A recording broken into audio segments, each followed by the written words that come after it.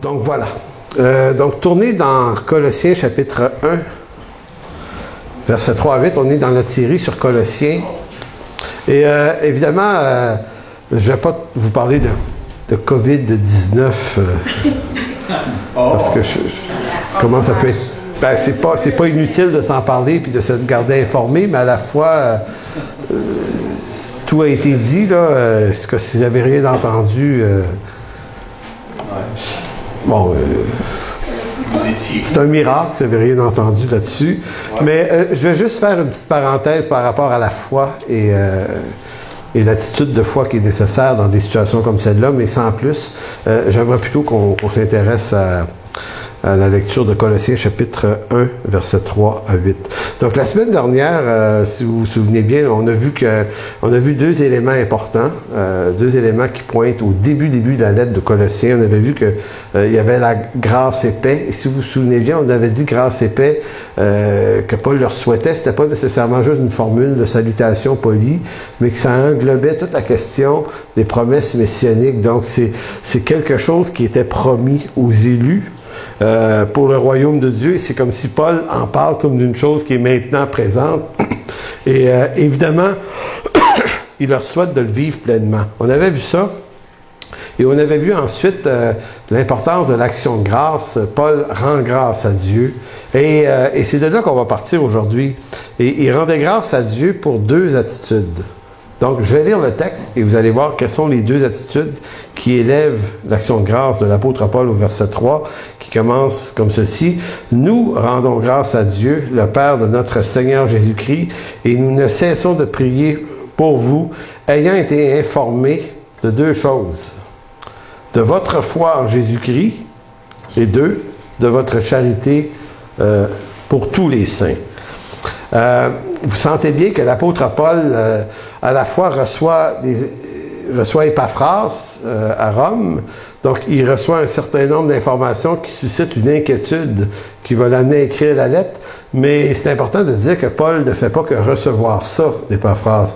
Il reçoit aussi des très bonnes nouvelles des Colossiens, parce que on voit que Paul est nettement très très béni de voir la qualité de la foi qu'ils ont et la charité ou l'amour qu'ils ont également pour tous les saints, qui sont, on pourrait dire, deux grandes attitudes, deux grands fruits, et fruits de l'esprit. Galates 5, 22, faut toujours comprendre que dans l'Écriture, il nous est dit qu'on est appelé à porter du fruit. Et je tiens à préciser que nous ne sommes pas appelés à produire du fruit, mais à porter du fruit. Et c'est pas tout à fait la même chose. Produire voudrait laisser entendre qu'on est capable, nous, d'être, j'utilise encore le mot vecteur, là, vecteur de ces fruits-là. Alors que celui qui est vecteur des fruits de l'Esprit dans nos vies ne peut être autre que le Saint-Esprit lui-même. Puisqu'il ne s'agit pas de nos fruits, mais des fruits de l'Esprit. C'est une lecture vraiment simple, rend ça évident. C'est que vous ne pouvez pas produire ces fruits-là. Donc, on ne peut pas se mettre sous un joug ou une commande d'essayer de dire, bon, ben, je travaille ça dans ma vie, l'amour cette année, puis l'année prochaine, ça sera la paix, puis une autre année, la tempérance, ou la patience, ou la maîtrise de soi. Je suis rendu à la 5, les autres, je ne m'en souviens plus. Fidélité. Et la patience. Patience, je l'ai dit. Le 9. La joie. La paix. Donc, vous voyez, c'est des fruits qui sont la présence du Saint-Esprit, et ça soulève souvent la question, mais pourquoi j'en porte pas tant que ça? Puis, donc, qu'est-ce qui peut nous empêcher de produire ou de porter ces fruits-là? Fait qu'on va tenter de s'intéresser à ce sujet-là aujourd'hui. Verset 5.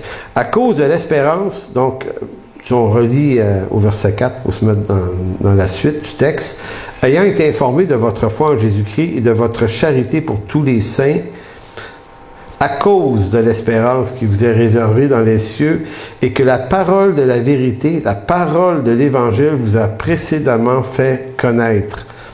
Et donc, Paul parle de la présence des fruits, ou de ces deux attitudes-là, il la présente comme étant le fruit de quelque chose. Et le fruit de quoi? C'est le fruit d'une espérance et d'une parole qui est celle de l'Évangile. En d'autres mots, c'est l'Évangile qui est supposé produire ces fruits-là dans vos vies. Donc, Verset 6. L'Évangile, est au milieu de vous et dans le monde entier, il porte des fruits. Très important. L'Évangile porte des fruits. Il va grandissant comme c'est aussi le cas parmi vous depuis le jour où vous avez entendu et connu la grâce de Dieu conformément à la vérité. Donc, si vous faites une lecture lente, parce que c'est un texte, il y a une densité d'informations dans le texte, que lorsqu'on le lit trop vite, on saisit que superficiellement les idées, alors que si on s'attarde, on réalise davantage ce que Paul est réellement en train de dire, qui est extrêmement profond. L'Évangile, dit-il au verset 6, est au milieu de vous. Il est aussi dans le monde entier, et c'est lui qui porte des fruits. Vous voyez, je disais tout à l'heure, on ne produit pas ces fruits-là. On ne peut que porter les fruits de l'Esprit qui sont ce que l'Évangile provoque ou nous amène à porter en nous. Donc, il va grandissant, toujours l'Évangile, et c'est aussi le cas parmi vous depuis le jour où vous avez entendu et connu la grâce de Dieu. Donc, la grâce de Dieu et la vérité font partie du processus de l'Évangile. Donc, je vous disais que je ferai une petite parenthèse sur le coronavirus. La foi et la charité sont les deux éléments pourquoi Paul rendait grâce. Rapidement, qu'est-ce que c'est que la foi? Curieusement, à l'intérieur des paniques entendues sur le coronavirus, on a vu beaucoup de croyants ou bien eux-mêmes se laisser aller à une certaine panique, comme s'il fallait faire tellement attention qu'on devient presque des agents propagateurs si on ne reste pas enfermé dans notre salle de bain chez nous. Donc, ce type d'attitude-là, l'hyper-prudence est pas une sagesse plus grande que l'hyper-fausse foi qui ferait reculer les maladies. Comprenez-vous, c'est comme toujours le déséquilibre entre un équilibre qui serait un peu plus au centre. Vous savez, s'il fallait être à ce point précautionneux, eh bien, l'Évangile ne serait pas sorti des portes de Jérusalem et Paul ne l'aurait pas prêché. Parce que Paul a souffert pour l'Évangile, il a été malade pour l'Évangile, il a reçu 3 fois 40 coups moins 1 pour l'Évangile, il s'est retrouvé en péril dans toutes sortes d'endroits. Donc, vous savez, d'un côté, on ne s'expose pas soi-même au péril, à travers une espèce de foi naïve où on prétend que la foi va nous garantir aucun problème.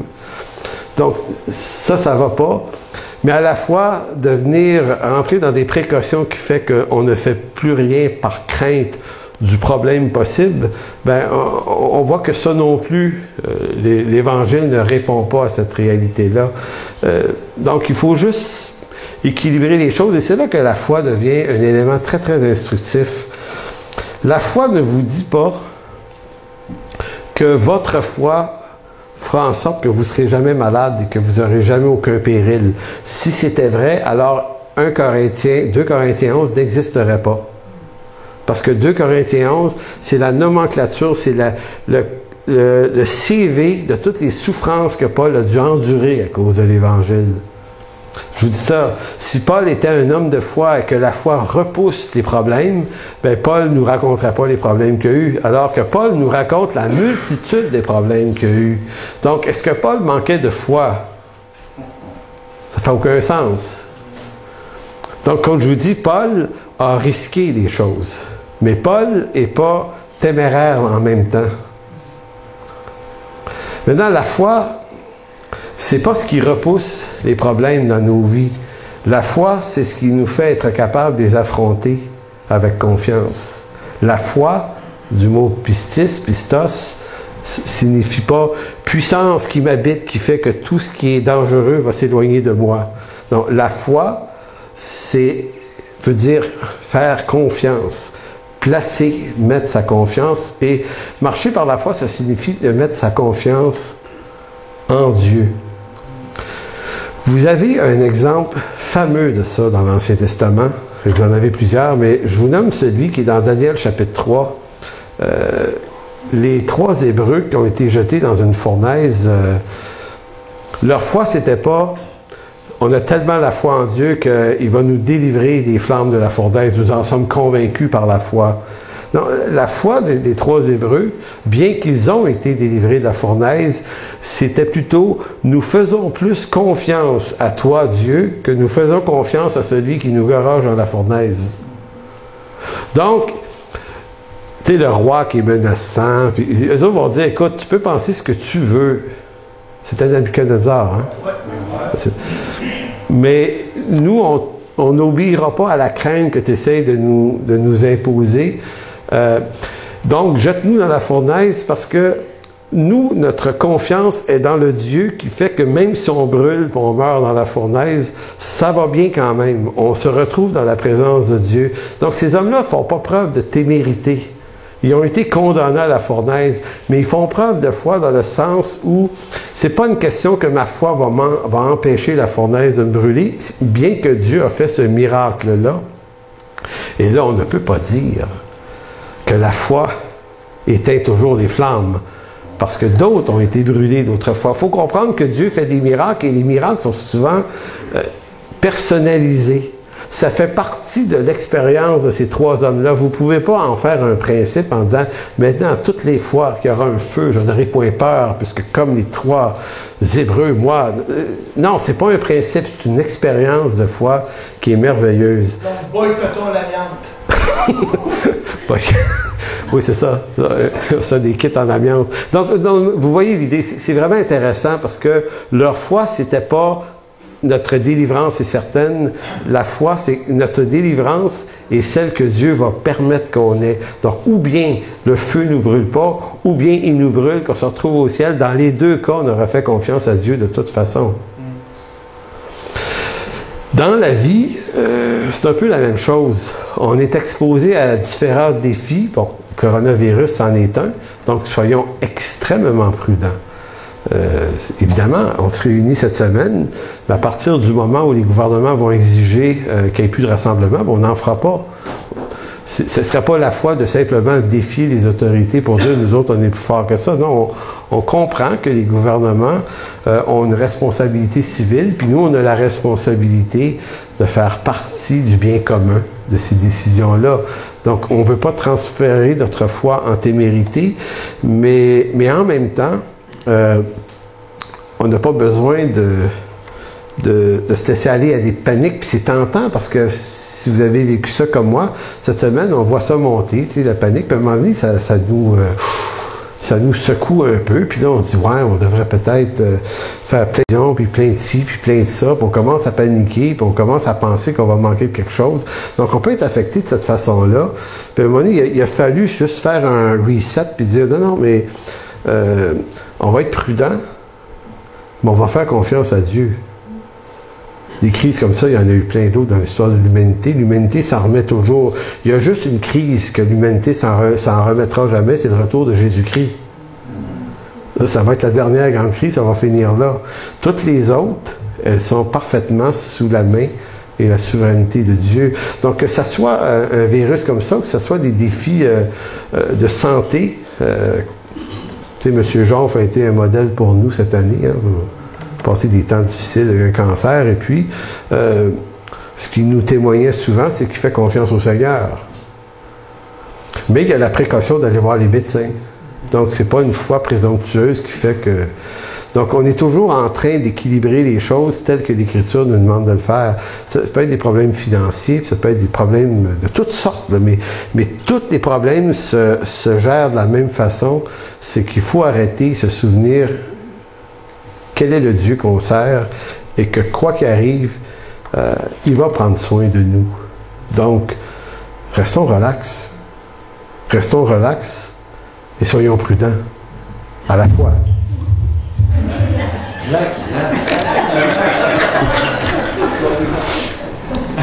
Ça, c'est comme la madame cette semaine. Avez-vous vu ça? Une femme qui disait que de faire attention au coronavirus, puis il fallait pas se toucher le visage, il fallait pas faire ci. Puis pendant qu'elle était en train de parler, elle se mouillait le... C'était vraiment très drôle. Donc, je reviens aux fruits et à l'Évangile. Foi et charité, grâce et paix, c'est 4 éléments qui ont été mentionnés en seulement 5 versets, entre les versets 1 et 5. Grâce, paix, foi et charité. Déjà, 4 éléments intéressants qui sont des fruits que Dieu produit dans nos vies. L'intérêt d'aujourd'hui, si on peut juste retenir cette idée-là vraiment simple, c'est que la surprise de Paul, vous sentez au début de la lettre aux Colossiens, Paul est comme, on dirait, agréablement surpris de que les gens de Colosse, cette petite église Épaphras, on dirait qu'il est surpris de voir, ils ont vraiment une foi vivante, puis un amour pour tous les saints. Et là, Paul dit ça m'a vraiment béni, puis je rends grâce à Dieu pour ça. Mais Paul n'est jamais allé investir dans ces gens-là. Je ne sais pas si vous comprenez ce que je veux dire, c'est que ces fruits-là ne sont pas le fruit de son influence personnelle, directe sur eux autres. C'est comme si Paul se disait, OK, l'Évangile, ça marche vraiment. Ça marche parce que mon disciple Épaphras leur a juste communiqué la vérité, puis boum! Ça a donné ces fruits-là. Fait que c'est pour ça que Paul dit, c'est pas les fruits d'Épaphras, c'est pas les fruits de Paul, c'est les fruits de la communication de la grâce selon la vérité de l'Évangile. Fait que, il y a un truc. C'est contagieux. Oui, voilà, il y a une contagion, il y a un virus qui s'appelle l'Évangile, puis Paul dit, ça se répand, cette affaire-là. Donc, il y a plein de virus qui se répandent, mais il y a ce virus-là, et Paul, j'essayais de m'imaginer, j'aime ça me mettre dans la peau des gens qui écrivent les textes, puis d'essayer de dire, OK, comment il avait l'air à se sentir, et il a l'air à se dire, c'est extraordinaire que l'Évangile que je prêche parmi les païens, s'est rendu dans une ville qui s'appelle Colosse, à travers un gars que j'ai rencontré à Éphèse, que j'ai instruit, puis qui lui, il vient de Colosse, qui est retourné là. Et à Colosse, il y a également un homme important dans l'Écriture qui vivait là. Philémon. Philémon, un homme qui financièrement, si on comprend bien, a soutenu Paul, qui avait un esclave qui s'appelait Onésime. Donc, Paul vit quelque chose avec ces gens-là, mais il est comme jamais allé. En tout cas, au moment où il écrit la lettre, il n'est jamais allé là, et il est juste content de se dire, c'est fantastique. Épaphras a retenu l'information, il leur a communiqué l'Évangile, ça a changé leur vie là-bas. Je ne me suis pas déplacé là-bas. Donc, gloire à Dieu, parce que c'est pas moi qui produis les faits, c'est donc l'Évangile. Et c'est peut-être ce qui inspire Paul à dire, est-ce que c'est dans 2 Timothée 2.2, où il est écrit, trouve des hommes fidèles. C'est 2 Timothée 2.2, me semble. Fait on dirait que Paul comprend un mécanisme. L'Évangile est autosuffisant. Ça prend juste quelqu'un qui le proclame. Il faut que l'Évangile soit proclamé parce que c'est à travers sa proclamation que des gens se tournent vers lui. Mais c'est pas la qualité ou l'extrême grande qualité du communicateur qui fait le travail. Et s'il fallait que l'Évangile soit de égale puissance à ce qu'on est, pauvre Dieu. Mais ce qu'il y a d'extraordinaire, c'est qu'on est peut-être des créatures un peu, des fois, ma foi, on est gênés nous-mêmes d'être ce qu'on est. On ne se confierait pas grand-chose nous-mêmes pour la réussite d'un pareil plan. Mais Paul, c'est comme s'il disait, mais c'est pas grave. Tu n'as pas besoin, toi, d'être puissant. Puisque l'Évangile est une puissance de Dieu pour le salut de quiconque. Quand j'étudiais ça cette semaine, je trouvais ça vraiment éclairant et, comment vous dire, allégeant. Dans le sens de léger, allégeant. Ça se dit-tu ce mot-là? Oui, allégé. Non, mais allégeant, oui, ça existe. Allégement. Allégeant, c'est allégeant. Allégeant.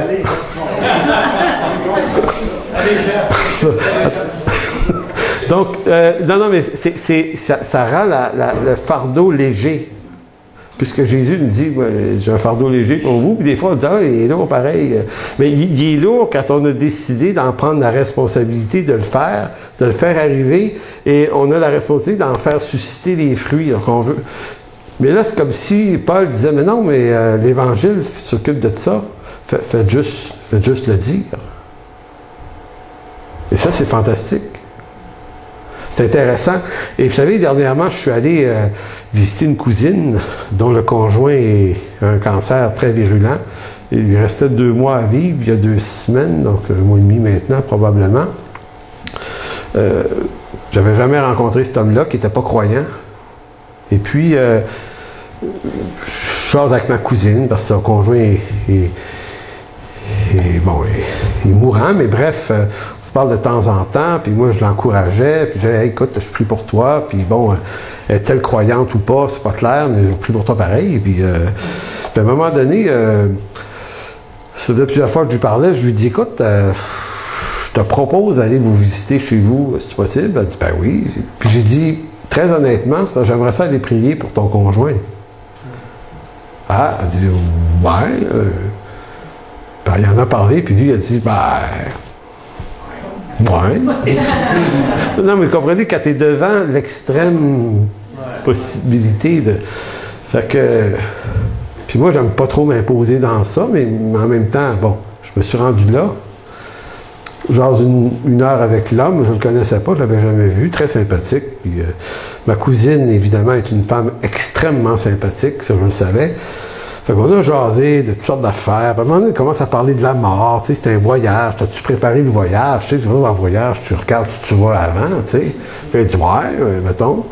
Mais j'ai dit, tu sais, ce voyage-là que tu vas faire, là, t'intéresse pas de savoir d'avance? Tu sais, ouais.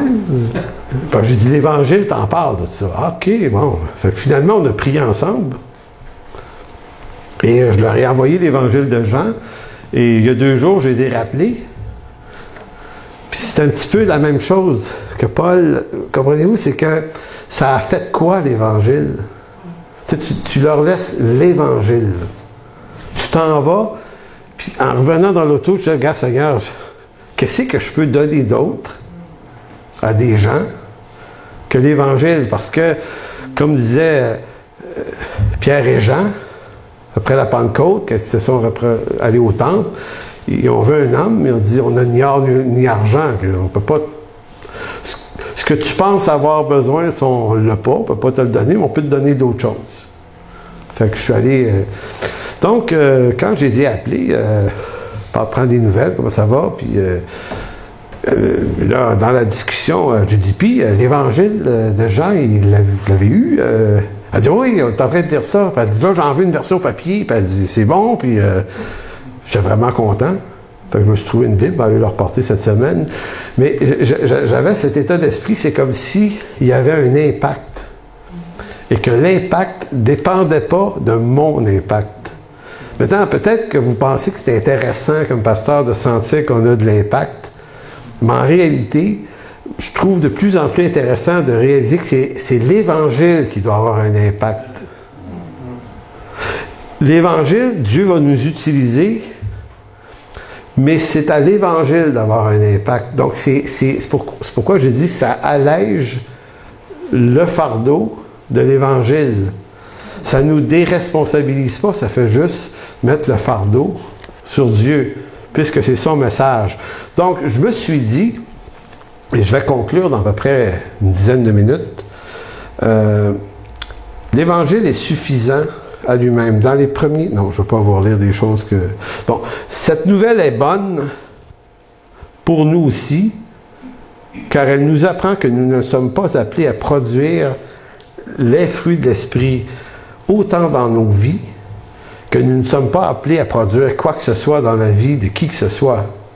Nous sommes simplement appelés à donner l'Évangile qui s'occupe de produire des fruits afin que ces fruits-là soient portés par les gens à qui Dieu va s'adresser.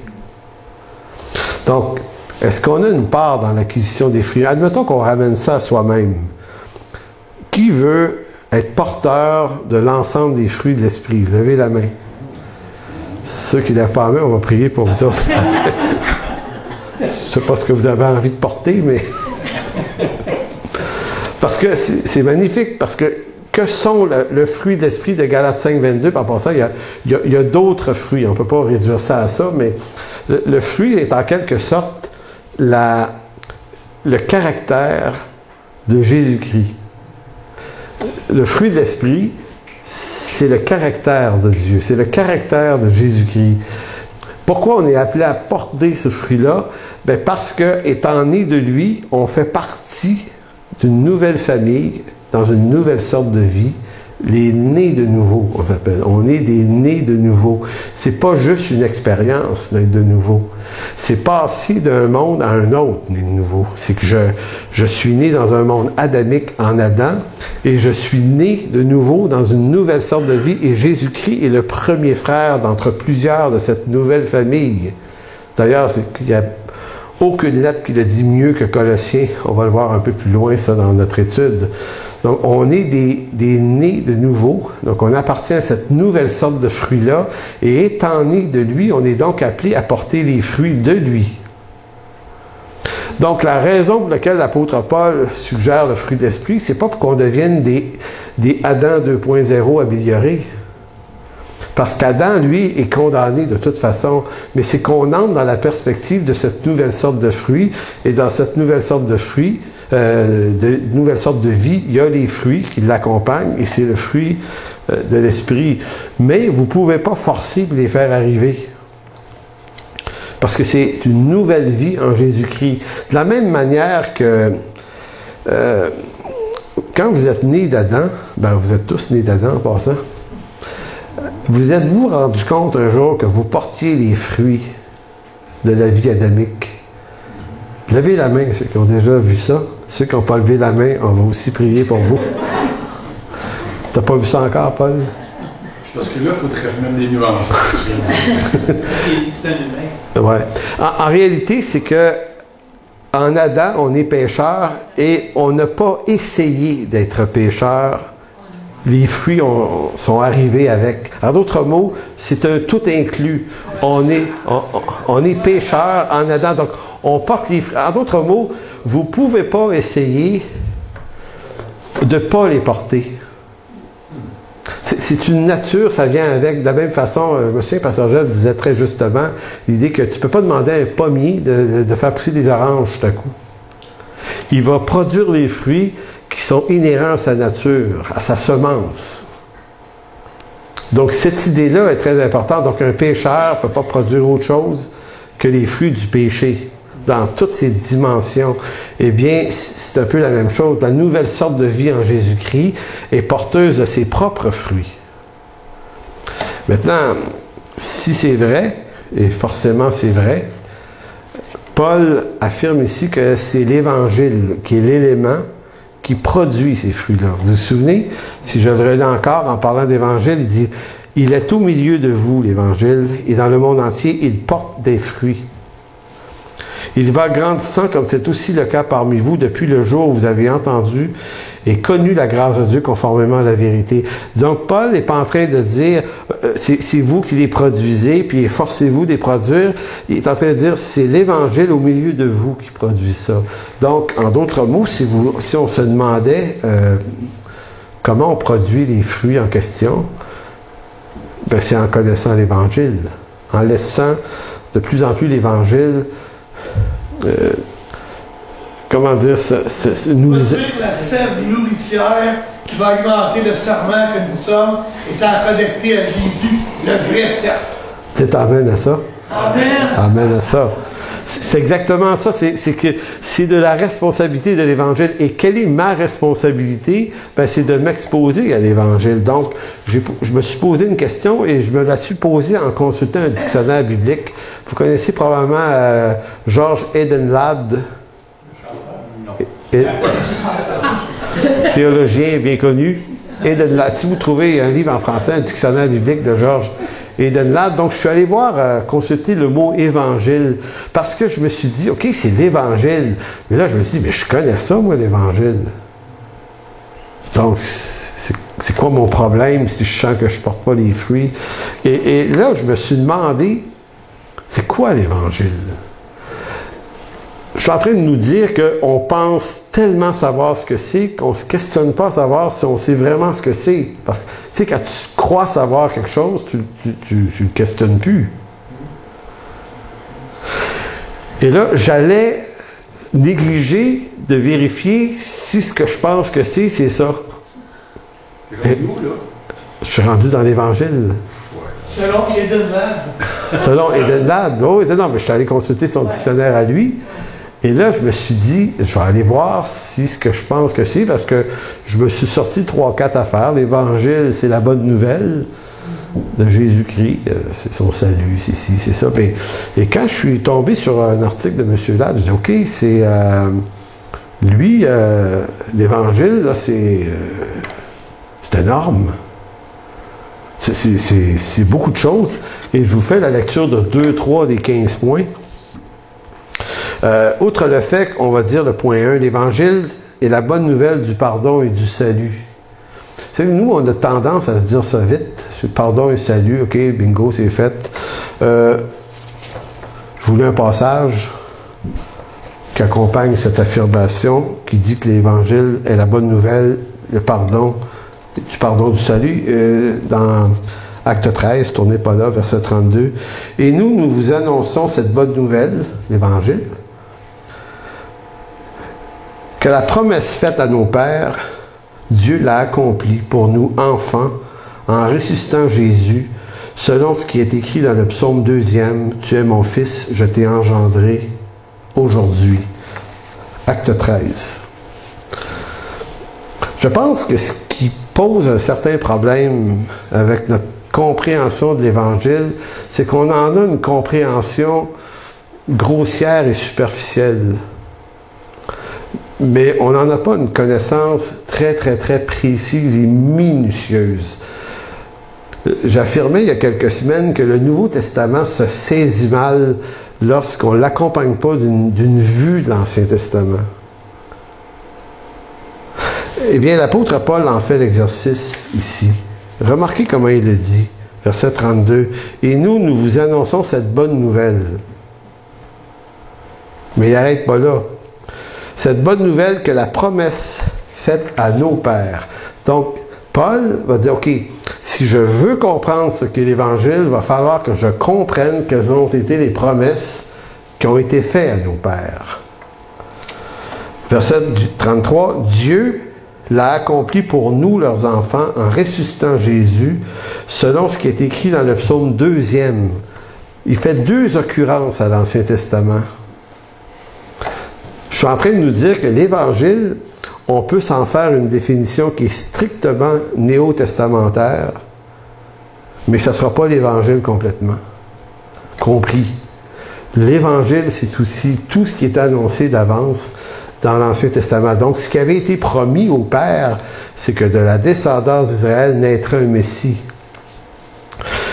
Quand on parle de pardon et de salut, on parle beaucoup plus que de simplement le fait que je me sens bien aujourd'hui parce que j'ai été pardonné de mes péchés d'hier ou d'avant-hier, ce qui est déjà pas mal.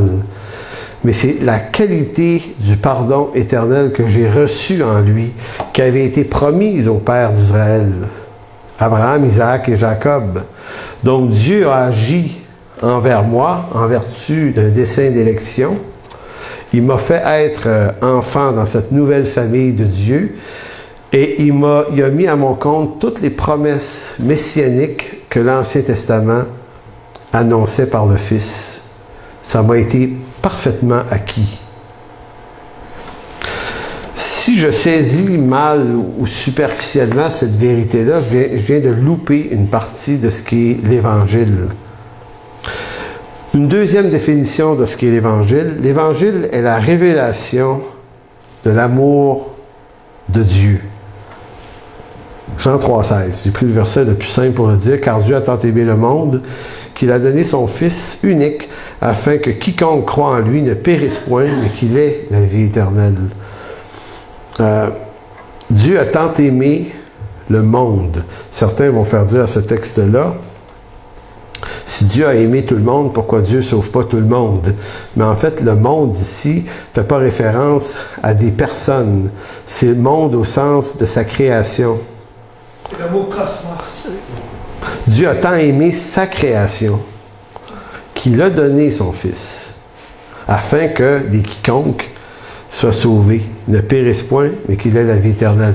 Donc l'Évangile, c'est pas juste le pardon et le salut, c'est aussi la révélation de l'amour de Dieu.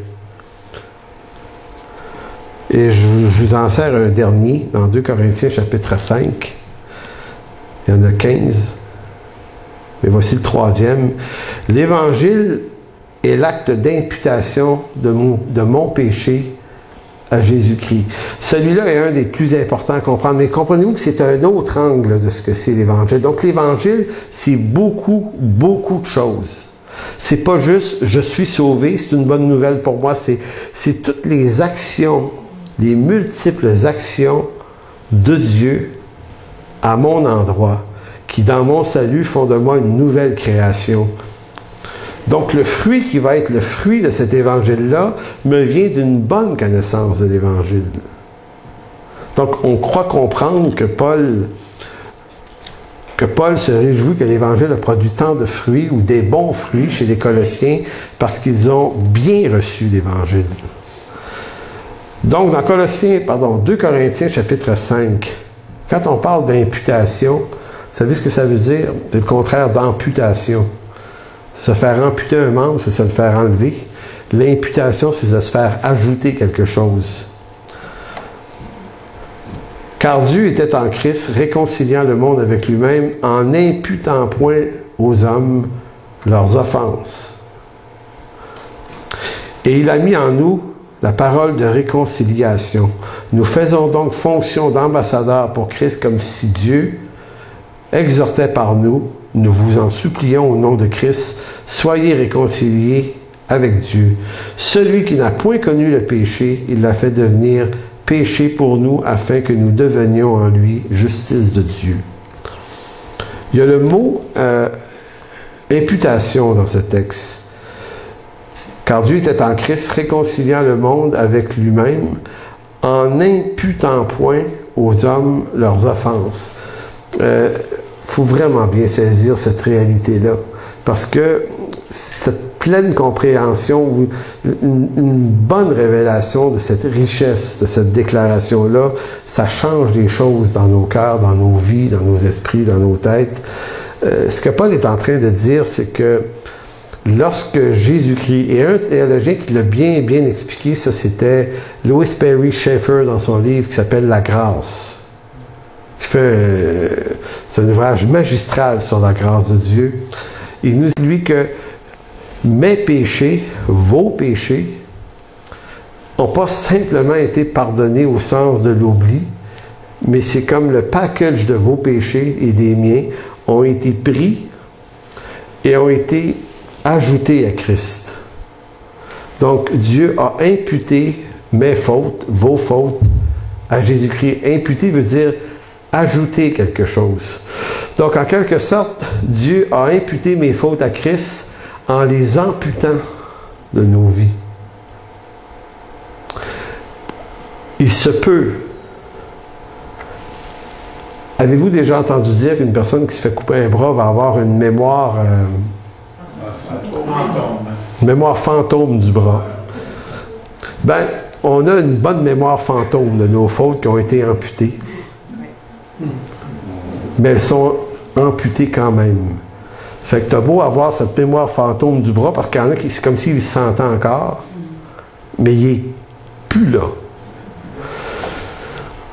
Donc quand on se lève le matin et qu'on se sent chargé, coupable, il y a une mémoire fantôme qui nous habite. Mais la chose dont on devrait se rappeler, et encore là on parle de fruits que produit l'Évangile, c'est ça. Le fruit, c'est de se savoir parfaitement justifié, puisque mes péchés ayant été imputés à Christ ont été amputés de ma vie. Mais ça finit pas là, parce que c'était juste ça serait juste la moitié de la bonne nouvelle sur l'imputation. C'est qu'un coup que j'ai été amputé de mes fautes et qu'elles ont été imputées à Christ, Christ est mort à la croix. Lui est mort avec mes fautes. Donc, ils sont où? Ils sont où? Ils ont reconstruit le jugement de Dieu. Ils sont plus là, c'est fini. Et l'action secondaire que ça amène, c'est que puisque je ne suis vu par Dieu sans faute, parce que Dieu est obligé, conséquemment à l'acte d'imputation d'un péché à Christ, est obligé de ne plus voir en moi mes péchés. Vous voyez l'idée? Symbole de la Pâque, Exode 12. Le sang sur les linteaux de la porte fait en sorte que l'ange destructeur va passer outre, pass over la maison. Il ne voit pas ce que sont les gens ou ce qu'ils font dans la maison. C'est pas ça qui importe pour Dieu. Ce qui importe, c'est que le sang, signe de l'alliance, du pardon des fautes et du sacrifice de Christ, est là. Donc, comme quelqu'un avait dit, lorsque le Père nous regarde, il voit le sang de son Fils. Donc, il ne voit plus nos fautes. Donc, si ça c'est vrai, ça lui donne légalement le droit de nous faire participer à une nouvelle forme d'imputation, sa justice. Il nous impute sa justice.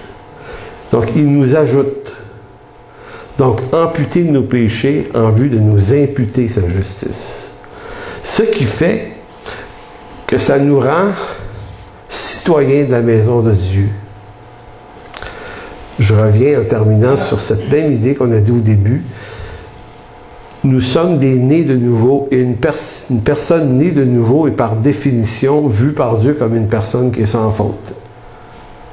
Juste de la justice de Christ. Fantastique. On a juste vu 2 ou 3 petits points sur ce que c'est l'Évangile, mais c'est ça l'Évangile. Fait que Paul est en train de dire, vous voulez être porteur des fruits que l'Évangile donne, ben exposez-vous au message de l'Évangile. Donc ça nous ramène à l'idée que réfléchir sur la parole et non pas faire des sprints de lecture pour en lire le plus possible. C'est pas important de lire rapidement l'Écriture, c'est important de lire tranquillement. Méditativement l'Écriture, comprendre ce qu'elle dit. C'est pas un livre de magie, mais c'est un livre de grande révélation. Et Dieu nous révèle son cœur là-dedans, il nous révèle sa justice, il nous révèle son pardon. Et plus on se laisse absorber par ce que Christ a fait et qu'est-ce que son Père a fait pour nous, je pense que ça nous fait rentrer de plus en plus dans l'acquis de ces fruits qu'on est appelé à porter et non pas à produire. Donc, ils vont être le fruit de l'Évangile. Amen. Alors, Père, on veut te dire merci ce matin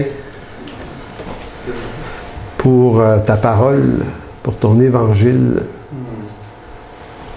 Seigneur, en ces temps difficiles, où à l'échelle planétaire, Seigneur, on partage tous un même fardeau, celui d'un virus miniature, mais qui fait des ravages plus grands que des guerres, peut-être même.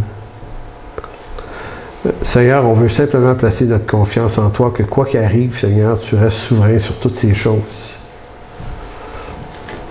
Et Seigneur, donne-nous de l'intelligence, du discernement, de la sagesse, à savoir comment saisir cette opportunité d'être des témoins de ton Évangile dans ces moments difficiles. Non pas être des témoins d'une panique, mais les témoins d'une bonne nouvelle. Alors, on te demande de bénir abondamment, Seigneur, cette Église, et de bénir, Seigneur, tous ceux qui marchent fidèlement avec toi, qui aujourd'hui, chacun dans son pays, dans sa ville, dans son Église, soit son Église ou soit chacun chez soi, Seigneur, ont continué de persévérer dans tes voies aujourd'hui. Alors, merci dans le précieux nom et glorieux nom de Jésus-Christ. Amen. Amen. Jean?